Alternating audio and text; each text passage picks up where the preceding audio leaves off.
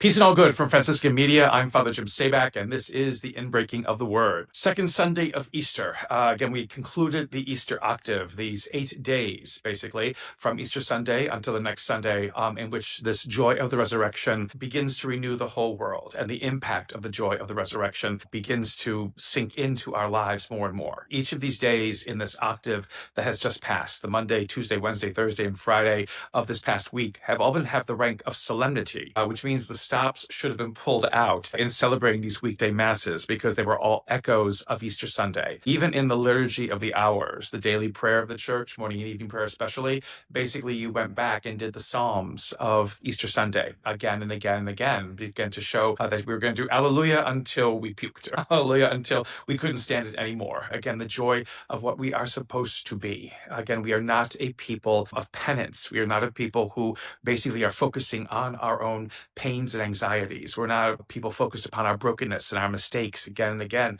although sometimes it seems that that's all our church is interested in. Again, this negative reinforcement that if we continually be acknowledging however broken we are, the more that we'll stop being broken, isn't good. We need to be affirmed in our goodness, and this is what these 50 days are meant to show us, and not just for a period of 50 days, but for the entire year, the entirety of our lives. This is what is supposed to show us, who and what we are, and to mark how we live in this world, what witness we give to this world. That is our calling. That is what we're supposed to be about. And yet, once these 50 days are done at Pentecost, we'll probably just go back into, again, penance after penance after penance, thinking that we're no good and putting basically our faith into a box until we need it again. That's not what we are called to be. And that's never what we are called to be. And if we are attentive to the Gospels, if we've been attentive to Lent, if we've been attentive now to what we will hear in this Easter season, we know that the truth of us lies always in bringing new life and new hope to this world, something that our world cannot itself ever achieve on its own, nor can it find in its own devices and in its own machinations and what have you. And so we come to this second Sunday of Easter, again, in which Acts of the Apostles leads us now in the first reading, Revelation becomes our second reading, and we hear, again, from a variety of Gospels, John being the one this Sunday for the second Sunday, which is always the second Sunday's Gospel. Every year will be this Gospel from John that we'll get to in a minute. But Acts begins, by showing us the newness and the wonder of a group of people who have been infused by the Spirit. Again, this is also post-Pentecost. So again, Easter season doesn't move linearly. It moves in a whole bunch of ways, backwards and forwards. But here we come to Pentecost, or post-Pentecost in the Acts of the Apostles, and the apostles are showing, themselves to be a new kind of people who share and are concerned for others, who care for others, who are not interested only in self-aims and in self, agendas and whatever it is, but the people who look out for each other. In Revelation, we get the beginning of Revelation, John's Revelation, which now is to see what God is going to show John and to write it down, so that others may understand the truth, again, of God's mightiness, of God's omnipotence, of what it means, of what God has in store for this world. Now, some of it becomes fantastical, and some of it Hollywood basically takes and kind of twists and turns into all kinds of, entertaining lunacy. But there's a lot of truth, again, in what John will witness on that island of Patmos, and what God has to reveal to us, again, of a hope that is undying, a hope that never ends, and a hope that in our darkest hours we need to remember. John's gospel today is Thomas, again, often called Doubting Thomas, and again, that is a terrible misnomer. It is a terrible characterization of this man, because a doubting Thomas is often a person who refuses to believe. There's something wrong with them. There's something bad about them. There's something that's insufficient about them, and what have you. But that's not what Thomas is. Yes, he doesn't believe that Christ has appeared to the apostles. He thinks it's kind of hysteria or madness. But if he wants to be able to believe, and which is why he says, unless I touch his hands and his side, I'm not going to believe. He does not walk away from being an apostle. He doesn't give it all up.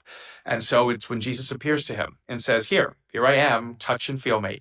Again, a Christ who is not some apparition, a Christ who is not some spiritual being, a Christ who we've heard in previous Gospels eats and drinks, Again, it's a humanity, it's a physicality, a different level, but still a humanity and a physicality. And Thomas is able to embrace his friend again, which none of the other apostles seem to do. They are also incredulous and fearful, but they are in Jesus' midst, but they don't reach out and hug him like Thomas does. We are called to do that, to be people who hug the Lord in this Easter season and never stop hugging him. Again, behind me is a cross without a body on it. because again, Christ is no longer there. If we keep Christ on that cross, if we keep Christ still crucified, then Christ cannot do anything. The fulfillment of God's promises is nothing. And we labor under guilt and the burden of having some responsibility for this death that none of us were ever around for.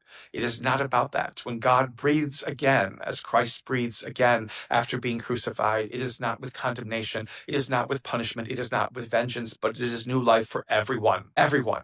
Not even those who were disloyal, who refused to believe, and that was basically everyone, because no one merited it. No one believed it would happen, and yet it does. And again, Thomas dares to want to believe this. Thomas dares to want to believe this, and he is given that great gift of belief. We too cannot look at this time as just some kind of fanciful interlude, as some kind of, whistling in the dark, as some kind of teddy bear that we embrace because we are so frightened and fearful of so many things. What Easter shows us is the truth and reality of us and of our world. Something that, again, our world fails to see, refuses to see, out of ignorance, denies itself seeing. But we have got to be those witnesses our world cannot be on its own, and to show this world the truth of what it is meant for, of what it is, of what it merits, of what it deserves. Again, as being a creation of God that God continually renews and refashions.